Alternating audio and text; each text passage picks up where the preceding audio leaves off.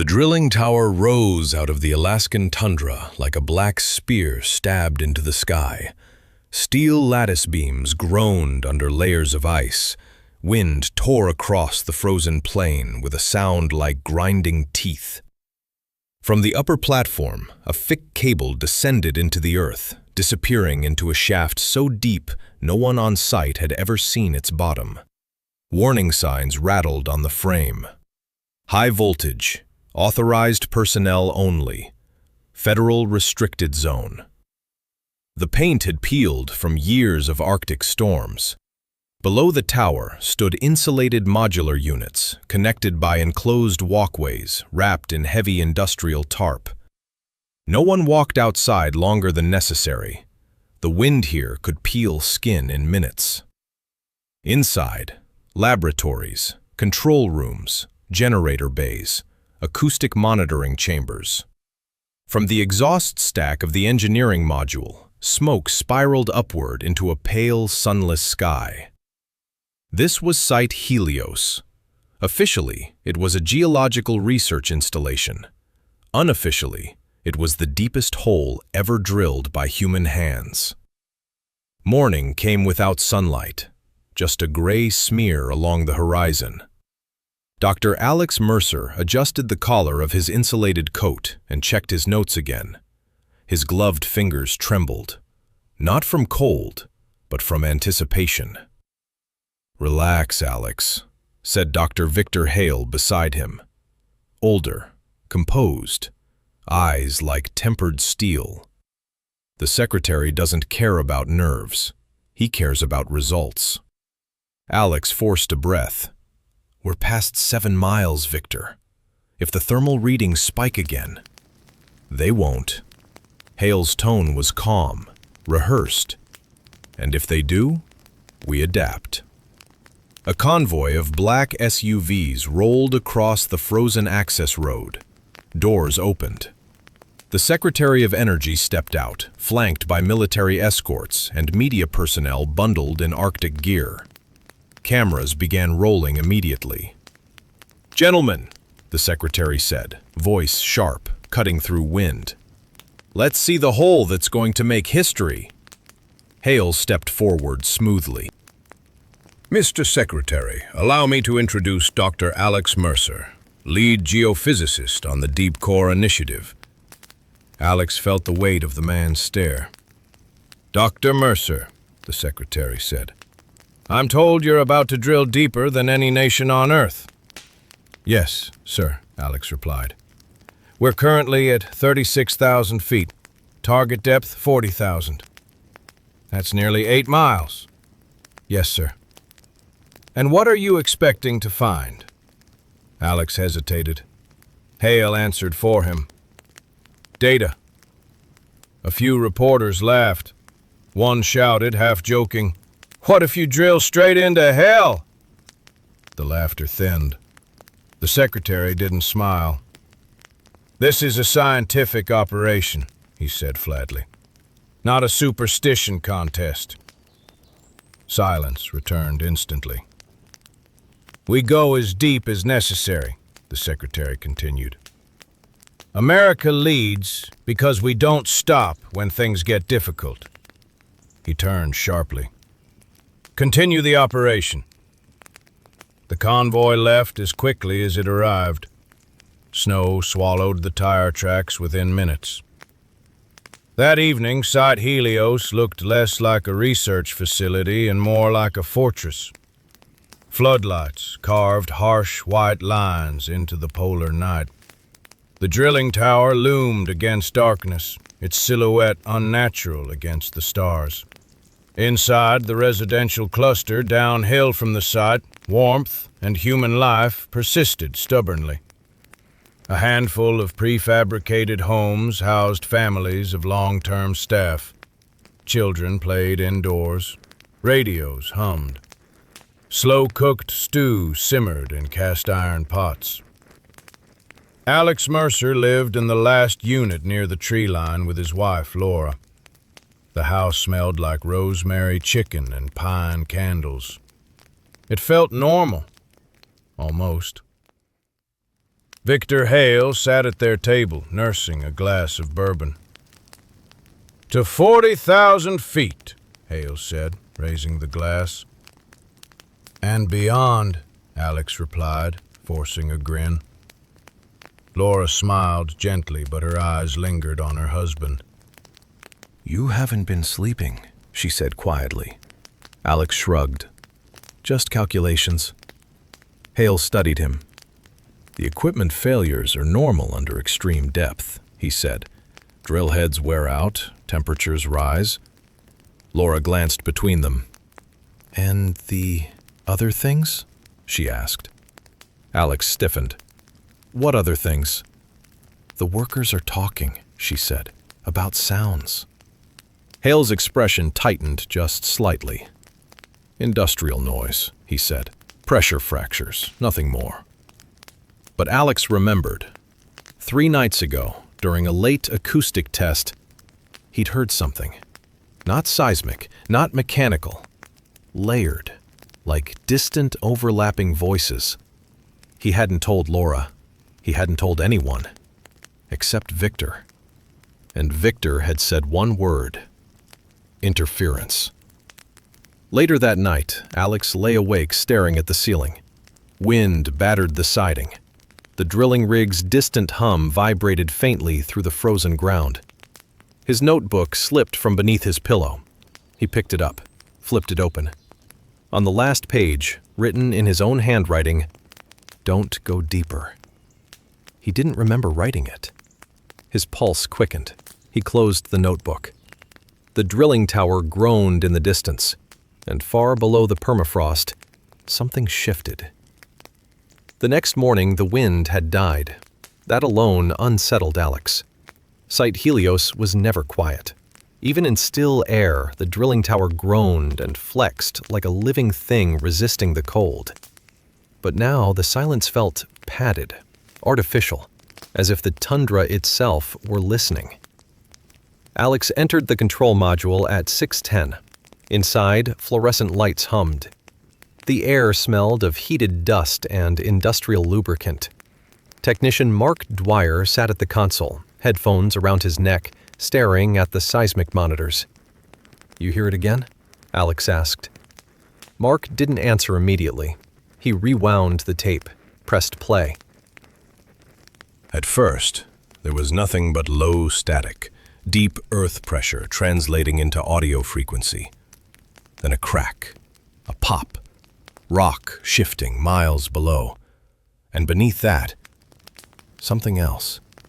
A layered vibration, like breath moving across a cavern. Alex leaned closer. "Boost gain." Mark adjusted the dial. The sound thickened. Not speech, but almost speech. Not language, but patterned. A technician across the room swallowed hard. "That's not normal rock movement."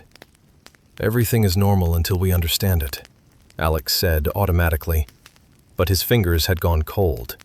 The monitor showed depth, 39,870 feet, 30 feet from target. By noon, the final descent began. The drill assembly was new, titanium reinforced, double-cooled, engineered for extreme pressure. It had cut through mantle-adjacent formations faster than projections allowed. Too fast. Victor Hale stood beside Alex at the central display. "Pressure stable," Hale said. "Temperature rising. Within tolerance." The numbers ticked downward. 39,920, 39,950, 39,980. Every technician in the room had stopped pretending to multitask. The rig's vibration changed pitch. It became smoother, almost eager. 39,990, 39,995, 39,999, 40,000. A muted cheer broke out. Then the alarms screamed. Pressure spike, torque surge, drill head drag reading off scale. "Kill rotation!" Alex shouted. The operator slammed the emergency stop. Nothing happened. The drill continued spinning. Faster. "Cut main power!" Switches flipped. The tower lights flickered, but the rotation didn't slow. The torque meter climbed. A metallic shriek echoed through the structure as if the entire shaft were twisting. "What the hell is it caught on?" someone yelled. The seismic display spiked violently, not upward, downward, as if the drill had broken through into emptiness. Then, the resistance vanished. The drill lunged. The cable snapped taut and then slack. Not fallen, not broken. Slack, as if the bottom had opened. The motor whined and died. Total power failure. The control room fell into emergency red lighting. No one spoke. On the depth monitor, 40,012 feet. Then the feed cut. Backup generators kicked in after 30 seconds. Those 30 seconds felt like burial. When power returned, the drill assembly was gone. The cable hung into darkness. Not broken, not severed. It simply descended farther than the measured depth allowed. "How much line did we feed?" Alex demanded. 40,000 even, Mark said, pale. "There's no extra." But the cable continued downward, slowly, as if being drawn. The motion stopped abruptly. Silence. "Pull it up," Hale ordered. The winch engaged. The cable resisted, then began rising. Slowly, too smoothly, like something letting go. When the drill head emerged from the shaft, no one cheered. It was wrong. The metal was scorched black, but not by heat. The surface looked etched, grooved, as if thousands of tiny lines had carved into it. And embedded in the steel, a substance, black, matte, absorbing light. Not stone, not slag, something else. "Get it to the lab," Hale said quietly. Inside the materials lab, the object was placed under halogen light. The black mass clung to the drill head like growth. Alex reached toward it with gloved fingers. "Careful," someone muttered. He touched it. Cold. Then warm. A faint pulse against his fingertip. He jerked his hand back. "You feel that?" Mark asked. "Static discharge," Alex replied too quickly. They scraped a fragment loose. It fell onto the steel tray with no sound. That was the first detail no one forgot. It made no sound. Even when dropped from a height, it swallowed impact. They measured density. Off the charts. Tried to cut it. The blade dulled instantly. Under microscope, the surface wasn't crystalline. It was layered, like compressed skin. No one said that aloud, but they all thought it. That night, the acoustic team insisted on another listening session. Lights dimmed, filters engaged, the microphone array lowered into the shaft. Silence. Then, a deep, resonant tone, like wind moving through a cathedral made of bone. It intensified gradually, then, layered beneath it, voices. Clearer now. Not English, not any language Alex recognized, but patterned, rhythmic, breathing between syllables. Someone in the room. "Shut it off." No one moved. The sound grew louder, not through speakers, through the floor, through the metal walls, through Alex's chest. His vision blurred.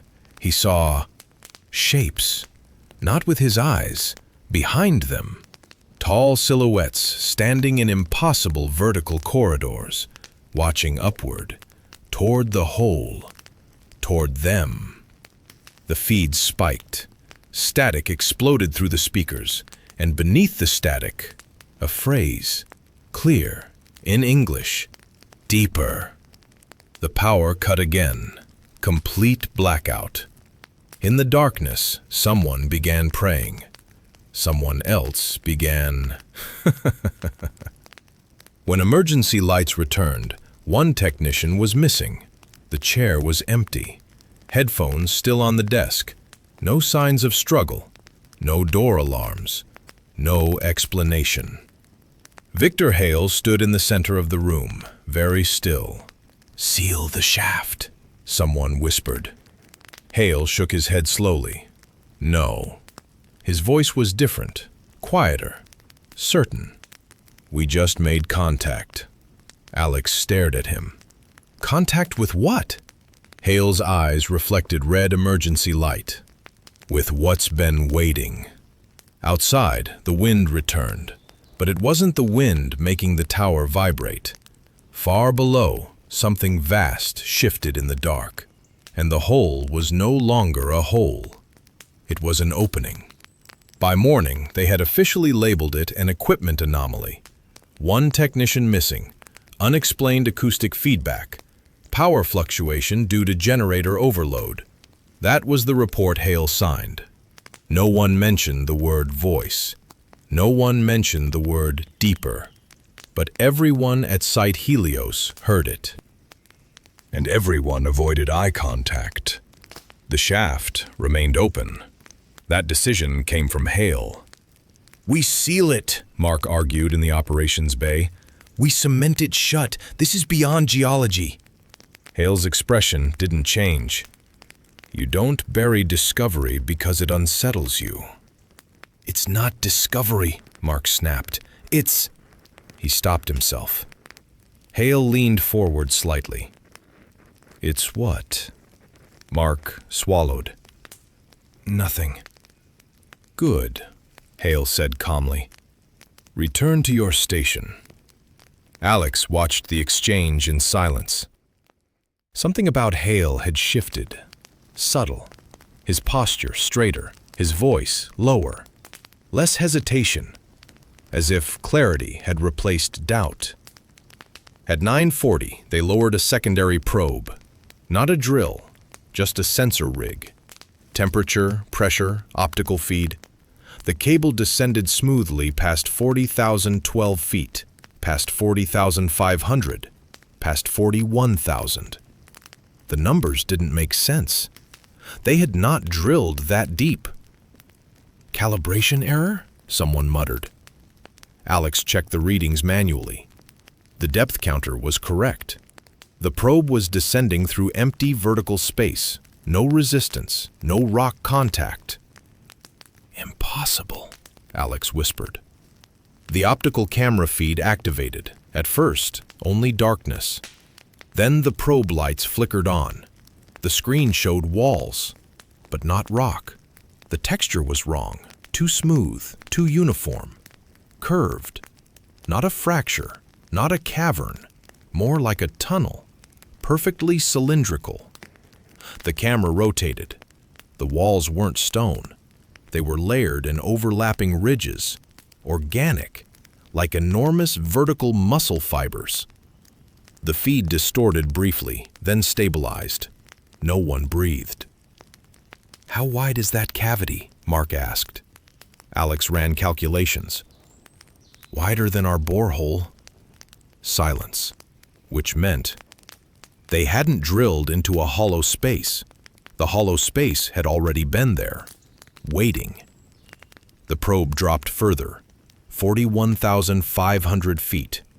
The temperature reading flattened. Impossible again. At that depth, heat should be lethal. Instead, the reading stabilized at 98.6 degrees Fahrenheit. Room temperature. Human body temperature. Someone quietly unplugged their headset. The microphone still fed low-frequency resonance into the room. It sounded closer now. Not like distant wind, like breathing. Inhale, exhale. The camera feed jerked violently. The probe had struck something. The image tilted sideways. The light caught movement below. Something pale, massive. A surface folding slowly. Then an eye opened. The feed cut instantly. Total signal loss.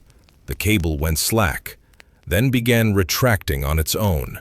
No winch command. It was being pushed upward. The probe shot out of the shaft like a rejected object. It hit the platform with a metallic crack. The casing was dented inward, crushed, as if squeezed. No one touched it. They just stared.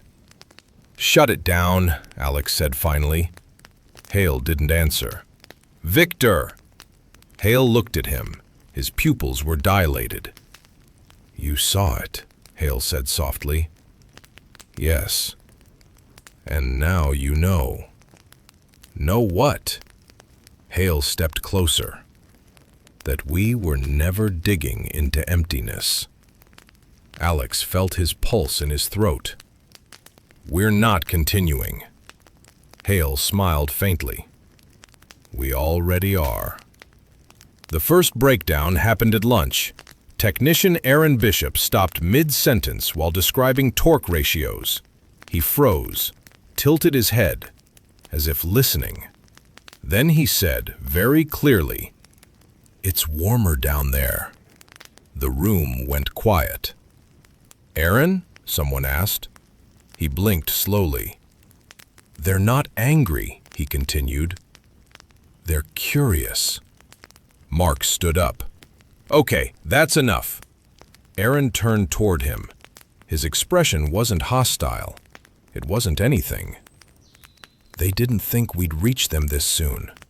Mark backed away. "Aaron, sit down." Aaron smiled. "They like the noise." He walked calmly toward the exit hatch. 2 guards stepped in front of him. Without warning, Aaron lunged. Not at them, past them, toward the shaft. Alex ran, but he was too far. Aaron reached the opening. Didn't scream, didn't hesitate. He stepped forward and fell. No sound, no impact echo, just disappearance. The silence afterward was worse than a scream. That night, the temperature across Site Helios rose by 6 degrees. Outside, in open Arctic air, snow began melting around the base of the drilling tower. Steam rose in slow, twisting plumes. Thermal cameras showed heat radiating upward from the shaft, from something alive. Alex returned home late. Laura stood in the kitchen, staring at the sink. Water dripped steadily from the faucet. "You left that running?" he asked. She didn't respond. "Laura?" She turned slowly. Her expression was distant. "Did you hear them?" His stomach dropped. "Hear who?" "They were under the house," she whispered. "Breathing." He stepped closer. "That's impossible." "They said you opened the door." The words were soft. Too soft. His hands trembled. "You're just tired." She looked at him strangely. "No," she said. "You are." That night, Alex dreamed of the shaft. But it wasn't vertical. It was horizontal. A corridor stretching infinitely. The walls pulsed. Every surface watching him. He wasn't walking. He was being drawn forward. And in the distance, a shape, too large to comprehend, curved, ancient, waiting. He woke, gasping. His bedroom was warm, too warm. The digital thermostat read 98.6 degrees Fahrenheit. Exactly. He stared at the number until it flickered, then reset. 32 degrees Fahrenheit. Normal. But the warmth lingered in his skin. At 3:12 a.m., the emergency alarm sounded. Alex grabbed his coat and ran. The shaft was glowing. Not brightly, but faintly. A dull red pulse from within, like a heartbeat. Hale stood at the edge, watching. "You feel it too," Hale said without turning. "Feel what?" "The invitation." Alex's jaw tightened. "This ends now." Hale turned slowly. His smile was wider than it should have been. "It's just beginning." Behind them, from deep within the shaft, came a sound. Not seismic, not mechanical. A low, resonant chorus. Thousands of voices, breathing in unison. And this time, they weren't whispering. They were rising. By sunrise, 3 more were gone. No alarms, no struggle, no blood. Security footage showed them walking calmly across the platform at different hours of the night. One at 1:14, another at 2:03, the third at 2:47. Each paused briefly at the edge of the shaft. Each leaned slightly forward, as if listening, then stepped into the opening. The footage cut to static the moment they crossed the threshold. Site Helios was no longer functioning like a research facility. It was behaving like a quarantine zone. Doors locked automatically, movement restricted. Armed guards positioned around the drill tower. But the guards were uneasy, because something else had changed. The air. It felt heavier, denser. Breathing required effort, and the temperature remained elevated. 98.6 degrees Fahrenheit. Exactly. Across the entire central platform, as if the Earth itself had adopted a body. Alex stood in the acoustic lab, replaying last night's recording. He isolated the low-frequency resonance, filtered out surface noise, enhanced mid-band harmonics. The waveform stabilized, patterned, intentional. It wasn't chaotic, it wasn't geological. It was structured, a rhythm repeating every 42 seconds. He zoomed in further. Within the waveform, secondary pulses, offset, layered, like overlapping heartbeats. He swallowed. "How many?" Mark asked quietly behind him. Alex didn't look up. "At least thousands." Mark rubbed his face. "They're not just down there, are they?"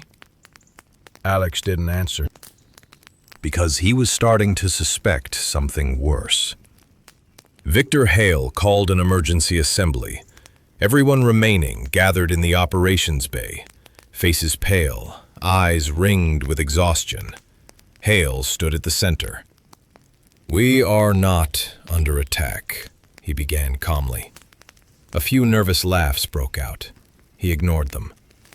"What we have encountered is not hostile." "People are dead!" someone shouted. "No," Hale corrected gently. "They transitioned." Silence fell like a blade. Alex stepped forward. "Victor, stop." Hale's gaze shifted to him. "You've seen what's below," Hale said. "You know this isn't random." "It's not human," Alex replied. "Exactly." Murmurs rippled through the room. Hale continued. "We drilled into a chamber that predates us. Something ancient, something vast. It has existed beneath the crust longer than our species has existed above it.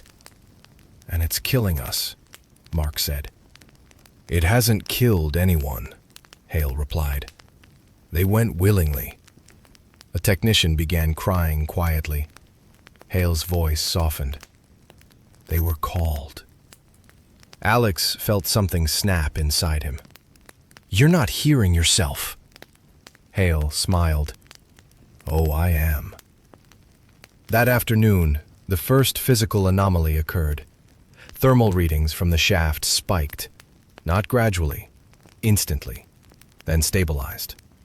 98.6 degrees Fahrenheit again. Exactly. Steam rose from the opening in slow spirals.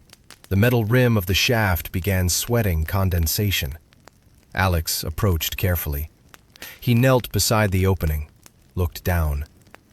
Darkness. Then movement. Slow, circular, like something turning far below. He leaned closer. The sound reached him clearly now. Breathing. Massive. Layered. He felt it against his face. Warm air rising. Exhale. He stumbled backward. And that's when he saw it. The inside walls of the shaft were no longer metallic. They were shifting, subtly. The borehole lining looked softer, less industrial. The steel reinforcement rings appeared partially embedded, as if absorbed. The hole was healing. Around them, inside the residential unit, Laura stood at the kitchen counter, staring at the wall. The drywall had begun to bulge, not dramatically, just slightly convex, as if something pressed gently from behind. She placed her hand against it. Warm. A slow vibration passed through her palm. She closed her eyes. "They're close," she whispered. When Alex entered, she turned to him calmly. "You don't have to be afraid," she said. His stomach twisted. "Laura, what's happening to you?" She stepped closer. "They're not what you think." "What are they?" She smiled faintly. "They're older." Her eyes seemed darker, deeper. "You opened the ceiling," she said softly, "and they felt the air." At 1932, the generator room lost power again. Not a full blackout, selective failure. The shaft lights intensified instead, without input. Red, pulsing, in sync with the acoustic rhythm. 42 seconds, pulse. 42 seconds, pulse. The guards nearest the platform began sweating heavily. One removed his helmet, another dropped his rifle. "Do you hear that?" he whispered. The breathing had grown louder. It wasn't coming only from the shaft anymore. It was in the ground beneath their boots, in the walls of the modular buildings, in their chests, matching their lungs, slowly sinking. Alex found Hale alone near the platform. "You need to shut this down," Alex said. Hale didn't turn. "You still think this is about control?" "It is." "No," Hale replied. "It's about scale." He finally faced Alex. "We are microscopic compared to what lies below. That doesn't make surrender intelligent." Hale's expression shifted. "You still think this is surrender? What is it then?" "Integration." The word hung between them. "You've been listening to them," Alex said. "They've been listening to me," Hale corrected. "Victor, they don't hate us," Hale said, voice almost reverent. "They don't even judge us." "Then what do they want?" Hale stepped closer. "To rise." The ground trembled. Not violently, not like an earthquake, more like a muscle flexing. The platform tilted a fraction of a degree. The shaft glowed brighter. A low harmonic note filled the air. Several personnel dropped to their knees, clutching their heads. Blood trickled from the ears. Alex felt pressure behind his eyes. A voice formed inside his skull. Not sound, meaning. "You broke the seal." His breath caught. "You opened the membrane." The word membrane repeated. Not rock, not crust. A boundary, between layers, between worlds. Hale began. "You hear it too," he said. Alex staggered. We waited. The breathing intensified. Steam burst upward. The shaft expanded. Metal brackets snapped as the diameter widened inches at a time. Not collapsing, growing. The opening was stretching, as if something below was pressing upward, testing the surface. And the breathing was no longer patient. Across the residential sector, walls bulged outward. Floorboards vibrated. Glass cracked in neat vertical lines. Laura stood in the center of the living room, eyes closed, arms slightly raised, as if welcoming warmth. "They're almost here," she whispered. Back at the platform, the rim of the shaft split. A deep fracture spiraled outward across reinforced steel. The opening widened another foot. From within, a shape moved upward. Not fully visible, just a suggestion of scale. Pale curvature, veined texture, and something reflecting light. An eye, opening slowly. And this time, it wasn't looking at the drill. It was looking at them. The eye did not blink. It did not need to. It was not wet like a human eye. It was layered, translucent membranes sliding slowly across one another, refracting the red shaft light into shifting patterns. Veins radiated outward into the pale curvature surrounding it, disappearing into flesh that was not flesh and surface that was not stone. No one moved. No one breathed. Then the eye dilated. Every monitor in the control bay exploded into static at the same time. Several technicians collapsed instantly, blood pouring from their noses. The breathing sound intensified, not from below anymore, from everywhere.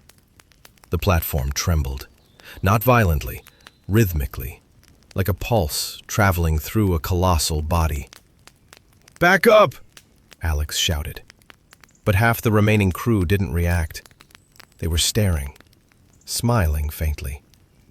One of the security guards slowly lowered his rifle. "It's beautiful," he whispered. The guard beside him grabbed his shoulder. "Snap out of it!" Too late. The first guard stepped forward calmly. The second tried to pull him back. They both went over the edge. No scream, just disappearance into warm red glow. The eye rolled upward slightly, following them, observing, learning. The shaft walls flexed inward and outward in slow contraction waves.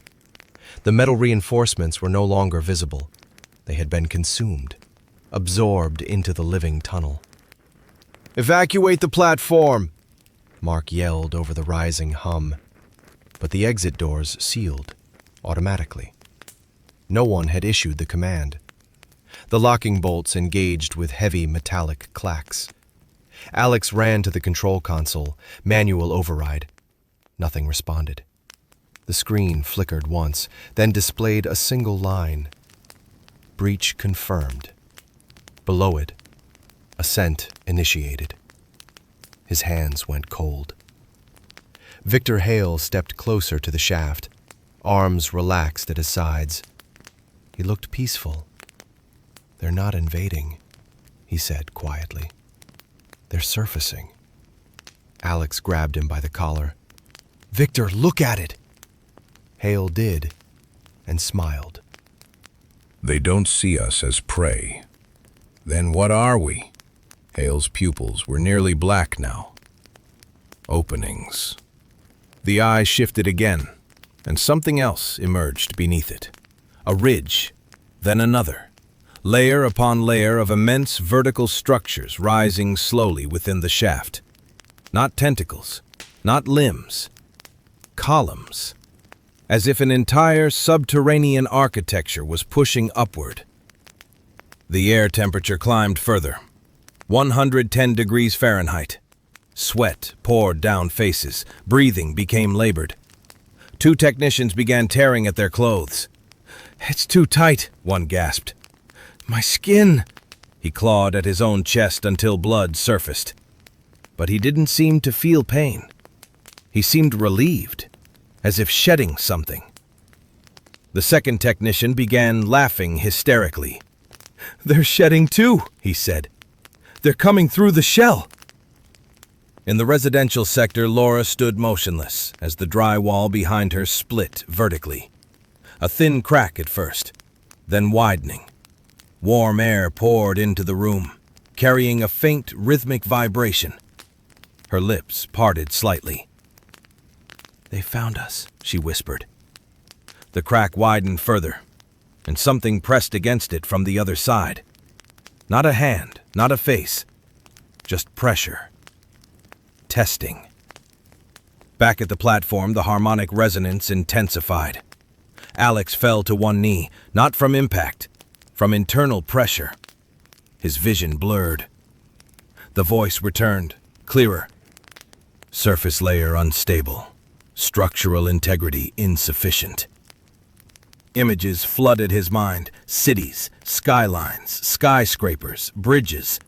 All built on crust, on membrane. Thin, so thin. You perforated the barrier.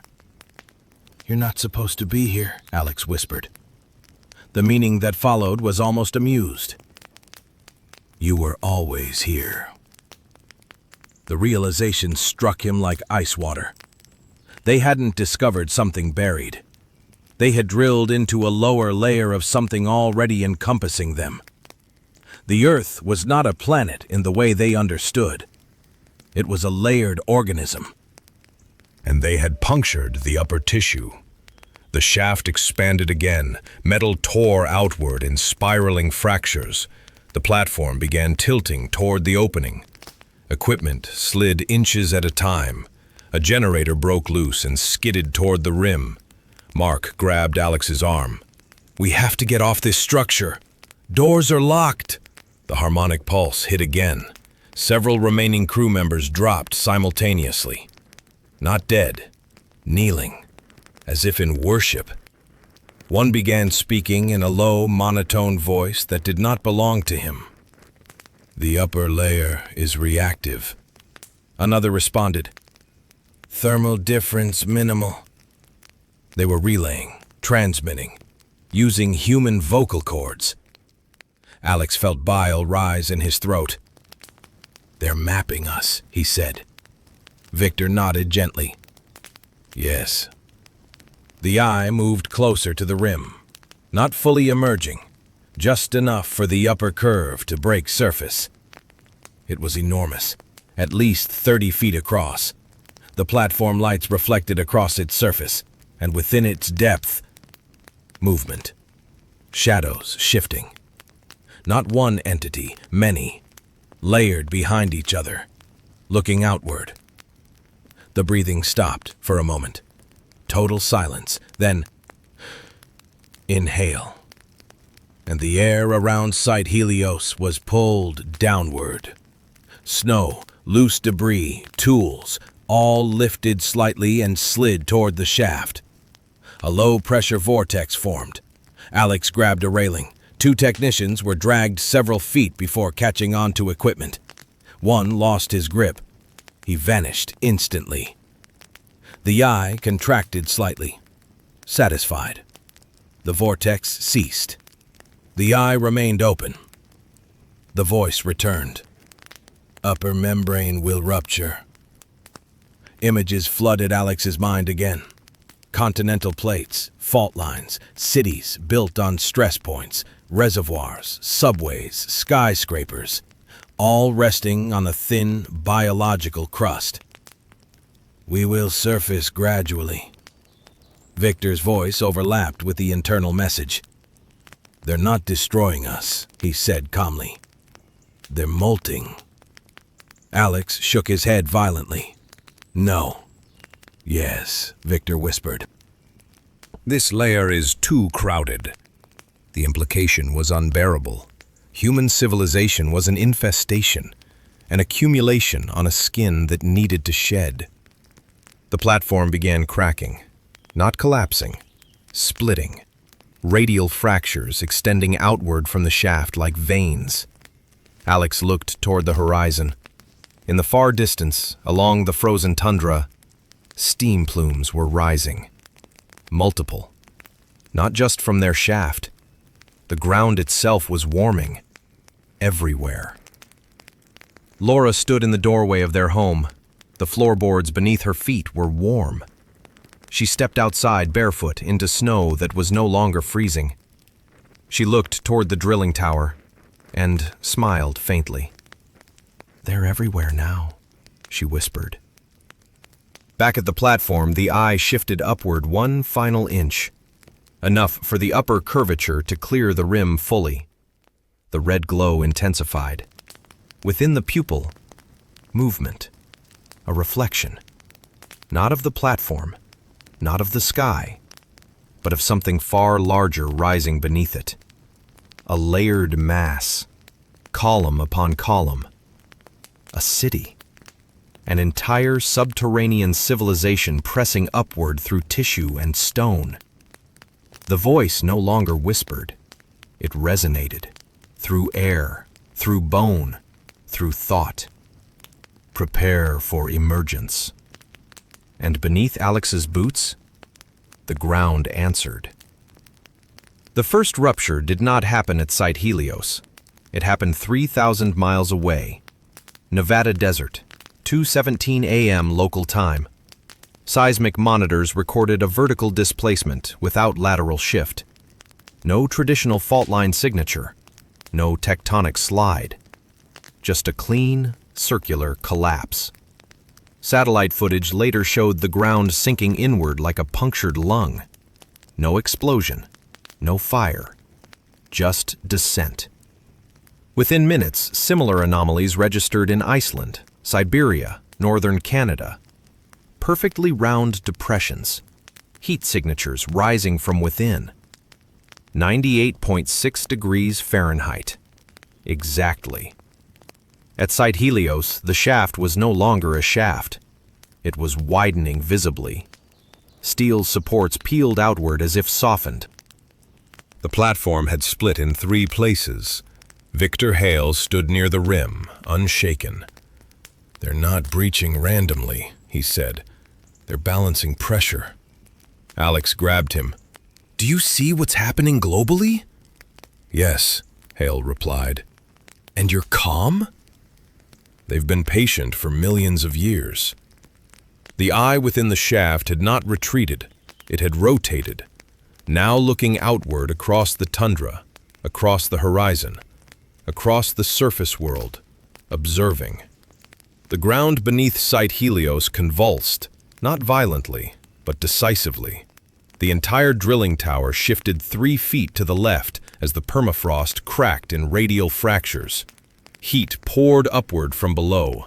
Snow liquefied instantly. Mud surfaced through what had been solid frozen earth. Steam columns rose in spirals across the tundra. Alex's radio crackled to life. Unsecured channel, military frequency. Multiple ground failures across continental U.S. Unknown geothermal surge. Evacuation protocols initiated. Static, then a clear voice. "Helios is ground zero. Repeat, Helios is ground zero." The eye blinked for the first time, not sideways, upward. The upper membrane peeled back, revealing depth behind it. Not darkness, movement. Layered, geometric, structured, like architecture built from living tissue. Columned corridors stretching downward beyond sight. Alex staggered backward. "They're not just organisms," he whispered. Victor nodded. "They're civilization." The word felt obscene. Inside the residential sector, Laura walked calmly through the warming streets. Neighbors stood in doorways, dazed, some smiling, some weeping. A child laughed as steam rose from melting snow around his boots. "They're not scary," the child said. His mother stared blankly. "They're home." The crack in Laura's living room wall had widened. The drywall had split entirely. Behind it was not insulation, not beams, but layered flesh-toned material pulsing faintly. Breathing. The house was being integrated. Back at the platform, the shaft expanded again, now nearly 50 feet across. The metal ring surrounding it tore free entirely and slid inward. Vanished. The eye withdrew slowly, not retreating, making space. Something else was rising. The topmost structure breached the rim. It was not a creature in the conventional sense. It resembled a pillar, 30 feet wide, ridged, veined, covered in repeating geometric indentations. Symbols. Not carved, formed. The surface rippled slowly, and then it split, like a door opening. From within emerged light. Not red, not white. A warm amber glow. 98.6 degrees Fahrenheit. The harmonic tone shifted, higher, layered with frequencies beyond hearing, but felt in marrow. Several remaining personnel dropped to their knees instantly, tears streaming down their faces. "It's beautiful," one whispered. Alex covered his ears. It didn't matter. The sound was internal. The voice returned. Upper layer highly congested, surface organisms unsustainable. Images flashed. Urban congestion, pollution, wars, deforestation, oceanic plastic fields, heat maps of human density. Correction required. "No," Alex gasped. "You don't get to correct us." Victor stepped forward slowly. "They're not punishing us," he said. "They're shedding." "By killing billions?" Victor turned his head. "They won't all die." Alex felt something inside him fracture. "You're insane." "No," Victor replied. "I'm adapting." The pillar continued rising. Behind it, more structures followed, like the tops of submerged towers surfacing from a drowned city. The tundra around Site Helios began sinking in concentric circles, not collapsing violently, settling, as if the ground itself were being rearranged. Alex's radio crackled again. Global emergency broadcast tone. Unprecedented crustal deformation events. Containment impossible. Major metropolitan areas reporting subsurface heat anomalies. They are urging immediate evacuation from. The transmission cut. The sky above Helios shifted. Cloud cover began spiraling slowly, drawn toward the site, the atmosphere responding to a new thermal column, the Earth's skin flexing. Laura stood at the edge of the settlement, facing the tower. Steam curled around her ankles. She closed her eyes. "They're almost fully awake," she whispered. Behind her, neighbors began walking toward the platform. Not running, not panicking. Just walking. Drawn. Alex looked at the rising structures, then at the horizon. More steam plumes were visible in the distance now. Dozens. Hundreds. The planet was perforating itself. Everywhere humans had drilled deep. Every oil rig, every geothermal site, every mining shaft, every borehole. Openings. Membranes thinned. Breaches initiated. The voice filled him again. "You accelerated the cycle." "You were going to do this anyway," Alex said aloud. "Eventually. How long?" "Soon." The word carried geological scale, which meant nothing comforting. Victor stepped onto the newly emerged pillar surface. It was warm, alive beneath his boots. He spread his arms slightly. "They don't hate us," he said quietly. "They just don't prioritize us." The amber glow intensified. The pillar opened further. Within it, shapes. Humanoid in proportion, but elongated. Multi-layered skin, translucent membranes, eyes stacked vertically, watching upward. The first of them stepped onto the surface, not walking, gliding. Its feet did not press into soil. The ground parted slightly to receive it. The entity turned its layered gaze toward Alex, and he understood something terrible. They were not invaders. They were natives. And humanity had been living on the ceiling. Across the globe, circular ruptures widened. Highways collapsed inward, deserts warmed, mountains split in vertical seams, not exploding, opening. The correction was not chaotic, it was systematic, a planet-wide molting. At Site Helios, the first entity reached the platform edge. It did not attack. It observed. Its eyes rotated slowly, then fixed on Alex. The voice no longer echoed. It emanated directly from the being.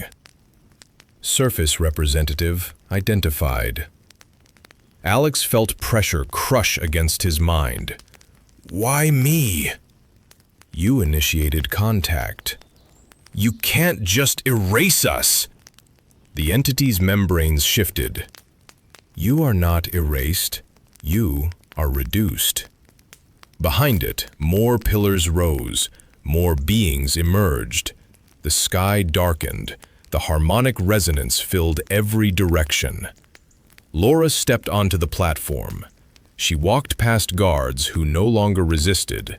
She stood beside Victor and looked at Alex. They're not angry, she said softly. They're reorganizing. The entity tilted its head.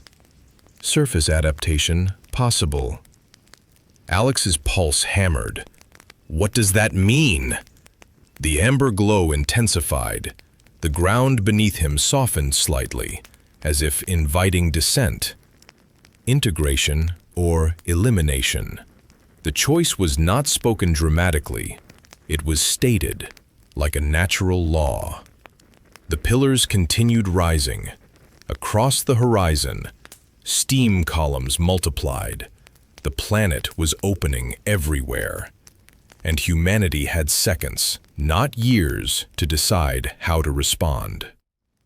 The entity stood at the edge of the broken platform, its layered eyes adjusting to Arctic light. Behind it, the pillars continued rising, slow, deliberate, inevitable. Steam columns scarred the horizon in every direction. Across the planet, the surface was opening. Not exploding, opening. Like pores dilating. Like a body exhaling after holding its breath too long. Alex's boots sank half an inch into the softened ground. It felt warm, alive.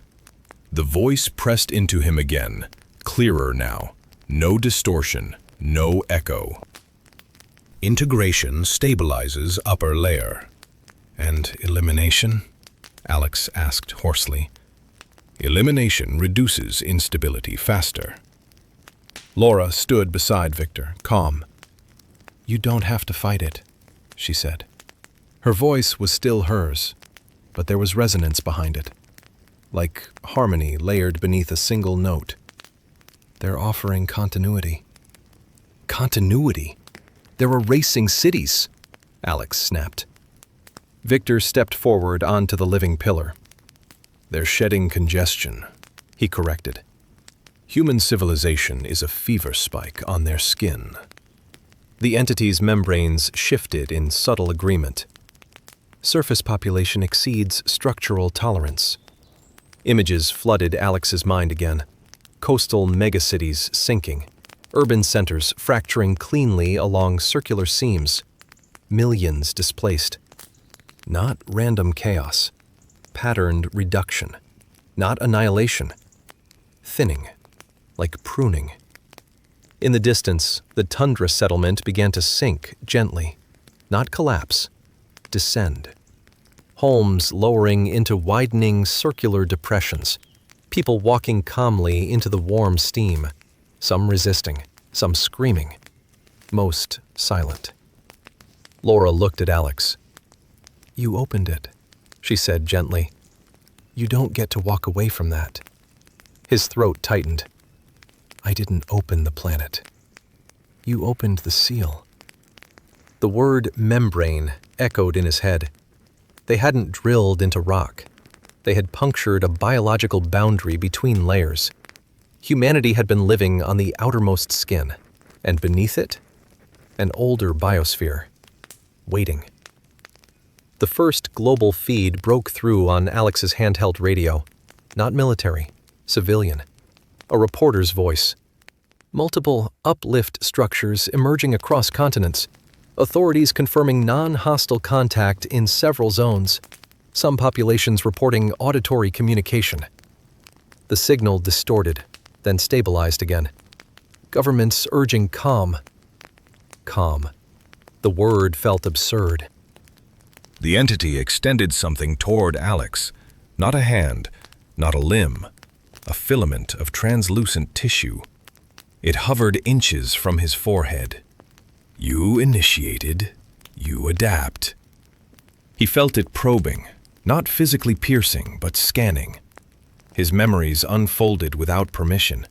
Childhood, college, first day at Helios. Laura. The moment the drill hit empty space. You comprehend scale. I understand enough, he whispered. Then decide. The pillars behind it vibrated. Across the sky, cloud systems spiraled tighter. The Earth's magnetic field fluctuated, monitors flashing in distant satellites. The planet was shifting phases. Integration or elimination. It was not personal. It was thermodynamic. Victor turned to Alex one last time. This is evolution, he said softly. No, Alex replied. This is displacement. Victor's lips curved faintly. Every dominant layer believes that. He stepped fully onto the pillar surface. It softened around his feet, absorbed him slowly, not violently, not painfully. His body sank into amber glow. Membranes wrapped gently around his torso. His eyes remained calm until the last inch. Then he was gone. Not crushed, integrated. Laura stepped forward next. Alex grabbed her arm. Don't. She smiled. They're not monsters. They're replacing us. No, she whispered. They're restructuring. The filament from the entity pulsed closer to Alex. Surface representative required. Laura touched his face. You can guide it, she said. If you go with them. He looked at her, truly looked. Was she still fully human, or already partially translated? You trust them? He asked. She didn't hesitate. They don't lie. That was the most terrifying answer of all. The ground beneath the platform cracked wider. The facility modules tilted and slid inward. Helios was being reclaimed, not destroyed, reabsorbed. The eye that had first breached the surface rose higher now, revealing not just one structure below, but an entire inverted landscape. A subterranean world unfolding upward, columned expanses, living architecture, cities beneath cities. The surface had never been the primary layer. It had been a crust, a temporary habitat. The entity's voice filled Alex completely now. Integration preserves cognitive variance. You need us, he realized. We incorporate useful structures. Humanity wasn't being spared out of mercy. It was being sampled, curated, filtered. He thought of billions, families, children, entire cultures, reduced to statistical tolerances. You don't get to choose who stays, he said. We already are. The steam columns across the horizon intensified. Circular regions across the globe were stabilizing. Others were collapsing. Selection in real time. Laura stepped into the amber glow. It parted for her. Membranes wrapped around her gently. She did not scream. Her eyes never left his. Come with me, she whispered as the light covered her shoulders, then her mouth, then her face. Then she was gone, absorbed into something vaster. Alex stood alone at the edge of the widening world. Behind him, the last remnants of Site Helios slid into the living shaft. Above him, the sky swirled. Across the planet, the molting continued. The entity's filament hovered before him. Final surface liaison required. You won't stop, he said. Cycle cannot be reversed. You'll thin us. We will stabilize. He looked at the horizon one last time. Steam pillars everywhere. Humanity screaming across networks. Some fighting, some surrendering, some already gone. If he refused, they would proceed without guidance.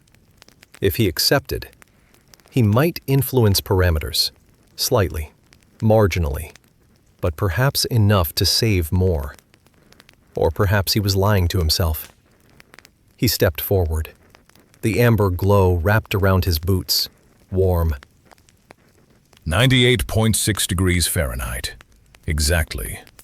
The filament touched his forehead.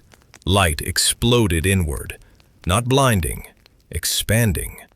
His perception stretched, downward through kilometers of living corridors, across planetary layers.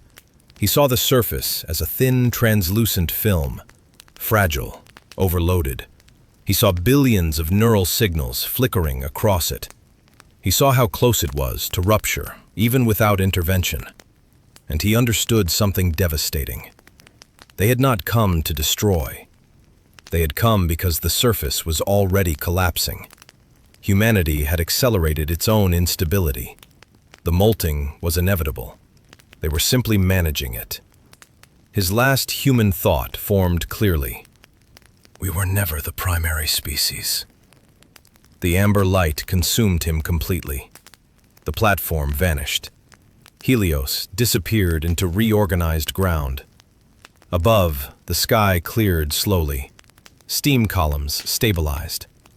Across continents, the circular ruptures stopped expanding. Cities within selected zones remained intact.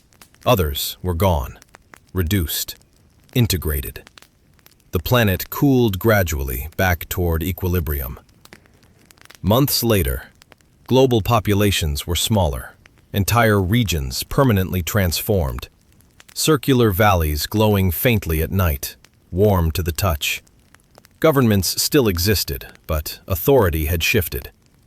In some places, pillars rose permanently from the ground, living monuments, watching, listening, occasionally communicating.